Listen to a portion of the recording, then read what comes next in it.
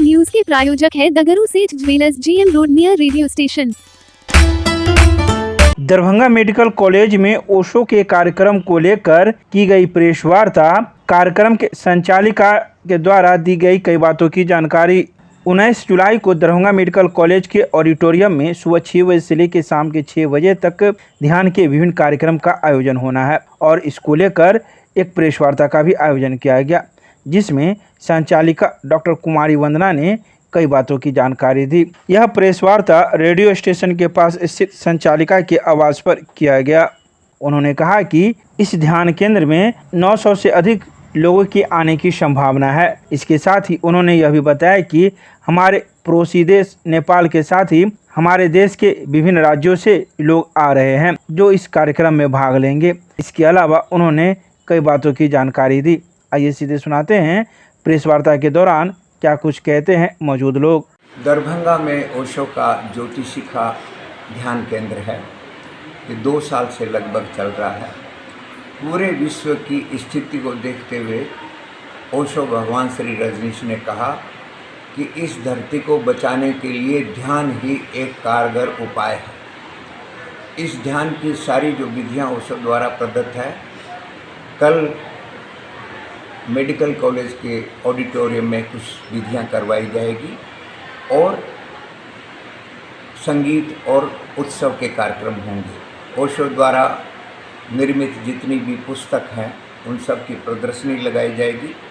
शिक्षा में क्रांति, नारी और क्रांति, इस प्रकार की जो बुक्स है और मेडिकेशन टू मेडिटेशन, ये जो बातें ओशो ने बताई उसका कल सब लोगों को विधिवत बताया जाएगा। ये ध्यान केंद्र ध्यान करने वालों के लिए खुला है। कल का कार्यक्रम भी बहुत ही निःशुल्क होगा। सारे मित्रों से मैं निवेदन करता हूँ, जो भी ध्यान के प्यासे मित्र हैं वे कल सुबह 6 बजे ओशो का जो सक्रिय ध्यान है, विश्व प्रसिद्ध ध्यान है, उसको करने के लिए ज़रूर आएँ और दिन भर ध्यान पूर्ण जो वातावरण होगा उसमें शामिल हैं। आपका शुभ नाम? मेरा नाम स्वामी गोपाल भारती है।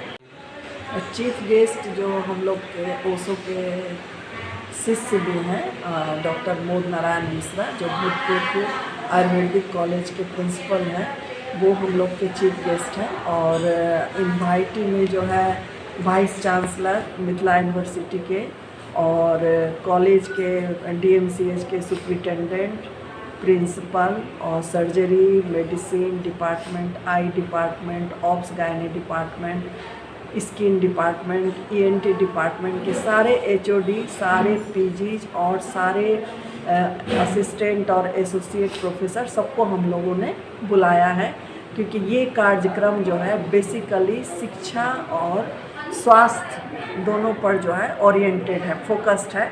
ओशो जो है उतना दिन पहले जो है ये बता चुके थे कि एजुकेशन कैसा होना चाहिए जिससे कि अंदर की खिलावट हो सके, क्योंकि उनका सारा शिक्षा दीक्षा बीइंग पर है, डूइंग पर नहीं है। हम क्या हैं उस पर डिपेंड करता है और हम कैसे वो हैं वो होना है, तो वो हम लोग जो है ध्यान से ही हो सकते हैं।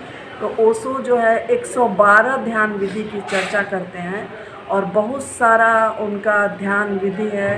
कोई एक भी कोई कर ले तो अपने अंदर जा सकता है। तो उन सब ध्यान विधियों की हम और स्वामी जी, स्वामी गोपाल भारती जो इसी पर्पज़ से आए हैं महाराष्ट्र से, वो चर्चा करेंगे। छोटे छोटे ध्यान के टेक्निक भी बताएंगे और किसी का कोई भी क्वेरी हो ओशो के लाइफ को लेके, ओशो का मेडिटेशन को लेके, तो हम लोग उसके लिए भी तैयार हैं और उस क्वेरी को सॉल्व करने के लिए। किस जगह से लोग आ रहे हैं इसमें जो है देश विदेश से लोग आ रहे हैं। नेपाल से माँ आई हैं जो बेसिकली यूएसए में रहती हैं, और महाराष्ट्र से, राजस्थान से, वेस्ट बंगाल, झारखंड और यहाँ जो है बिहार, पटना के भी लोग हैं। करीब करीब जो है बहुत सारे छत्तीसगढ़ के लोग हैं जो आ चुके हैं। और ऑडिटोरियम में हम लोग का संभावित उपस्थिति है जनसाधारण को लेके कि 950 का कैपेसिटी है, तो 950 हम लोग का हो जाएगा।